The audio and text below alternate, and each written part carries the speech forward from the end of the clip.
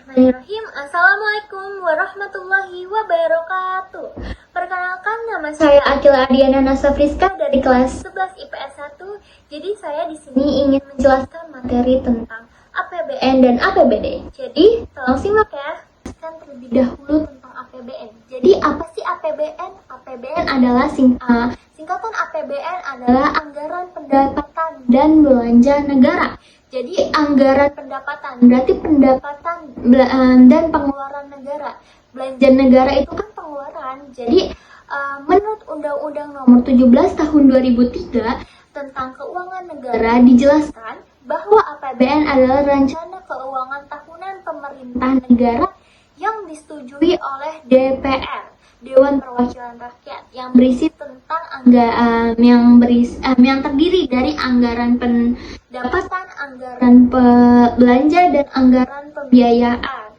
Jadi secara umum APBN adalah rencana keuangan pemerintahan negara yang disetujui oleh DPR, yang berisi tentang daftar yang merinci segala pendapatan dan pengeluaran suatu negara dalam satu periode. Selanjutnya ada fungsi APBN. Jadi fungsi APBN itu terbagi menjadi 6. Nah, yang pertama itu ada fungsi alokasi.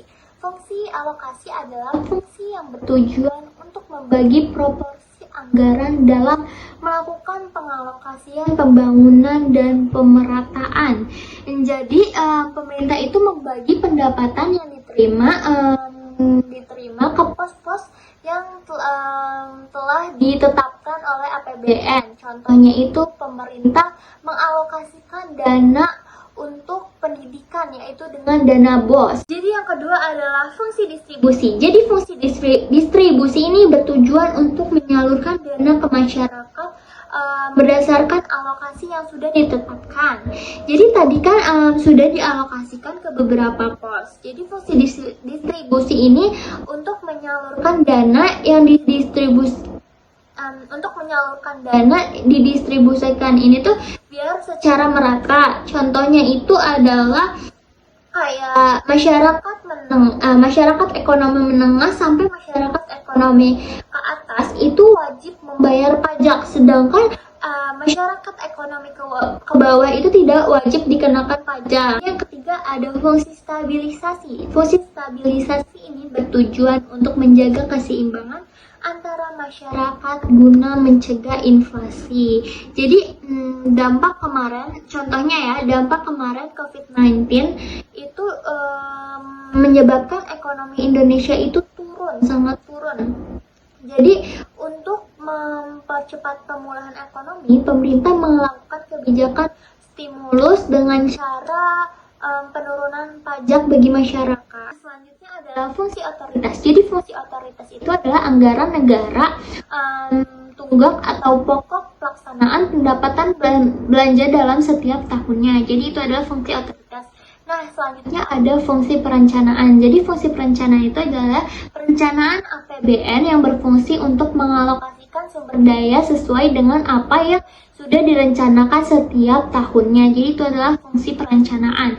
Nah, yang terakhir adalah fungsi regulasi. Jadi untuk mendorong kebutuhan ekonomi negara dan bertujuan untuk meningkatkan kemakmuran rakyat. Jadi itu adalah 6 fungsi APBN. Tujuan APBN. Jadi tujuan APBN yang pertama itu adalah sebagai pedoman penerimaan dan pengeluaran negara dalam melaksanakan tugas kenegaraan. Jadi yang kedua itu membantu pemerintah mencapai tujuan fiskal. Yang ketiga itu meningkatkan koordinasi antar bagian dalam lingkungan pemerintah. Nah, yang terakhir adalah memungkinkan pemerintah untuk memenuhi prioritas belanja negara. Itu saya akan menjelaskan tentang sumber pendapatan negara. Jadi sumber pendapatan negara itu dibagi menjadi 2, ada sumber pendapatan dalam negeri dan ada hibah. Jadi pendapatan dalam negeri itu dibagi lagi menjadi 2, ada penerimaan pajak sama penerimaan bukan pajak. Jadi penerimaan pajak itu dibagi lagi menjadi 6. Ada pajak PPN, PBB, PPH, ada BPHTB, bea cukai, sama ekspor impor. Kalau misalnya PNBP itu penerimaan negara bukan pajak itu terbagi lagi menjadi 4. Ada SDA migas, SDA non migas, ada laba badan layanan umum, dan laba BUMN. Pendapatan dalam negeri sekarang adalah hibah. Hibah itu apa sih? Hibah itu penerimaan negara yang berasal dari sumbangan swasta dalam negeri maupun sumbangan swasta luar negeri yang berupa uang, barang, jasa, atau surat berharga. Selanjutnya adalah jenis pengeluaran negara. Jenis pengeluaran negara ternyata terbagi lagi menjadi 2, yaitu ada belanja pemerintah pusat dan ada belanja pemerintah daerah. Jadi belanja pemerintah pusat itu ada yang secara rutin dan ada pengeluaran pembangunan. Kalau pengeluaran rutin itu pengeluaran yang bersifat permanen atau secara terus-menerus gitu ya.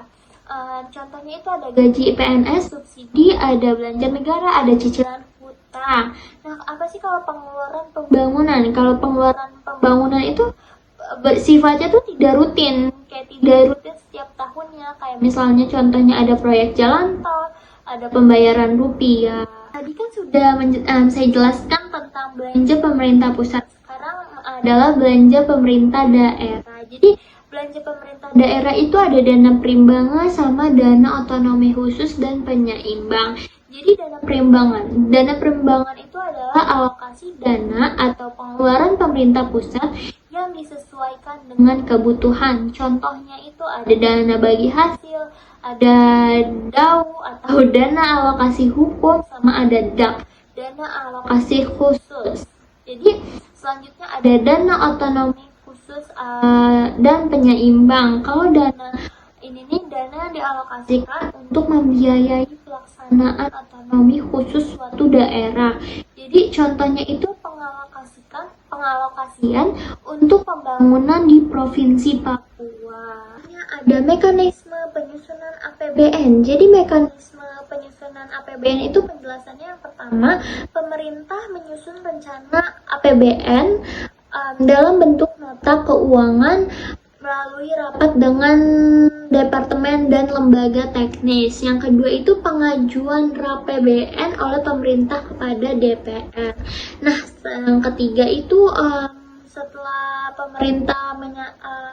pengajuan pemerintah kepada DPR, lalu dibahas pembahasan RAPBN oleh DPR dalam masa sidang bersama Presiden dengan mempertimbangkan masukan dari DPD. Nah, yang keempat itu adalah persetujuan RAPBN oleh DPR menjadi APBN dengan undang-undang. Tapi kalau jika disetujuin gimana sih? Nah, kalau misalnya nggak disetujuin, pemerintah itu menggunakan APBN tahun lalu. Nah, selanjutnya yang terakhir ada APBN dilaksanakan dengan diperkuat oleh keputusan Presiden tentang pelaksanaan APBN. Nah, itu adalah penjelasan tentang mekanisme penyusunan APBN.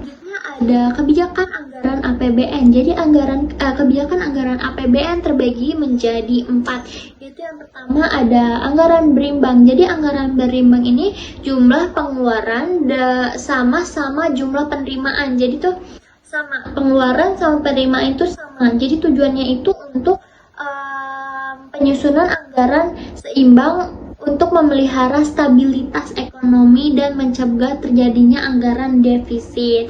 Itu adalah anggaran berimbang. Nah, yang kedua itu ada anggaran dinamis. Anggaran dinamis itu anggaran yang selalu meningkat dibandingkan anggaran tahun sebelumnya. Jadi anggaran dinamis itu kayak meningkat terus, selalu meningkat dibanding tahun berikut sebelumnya gitu.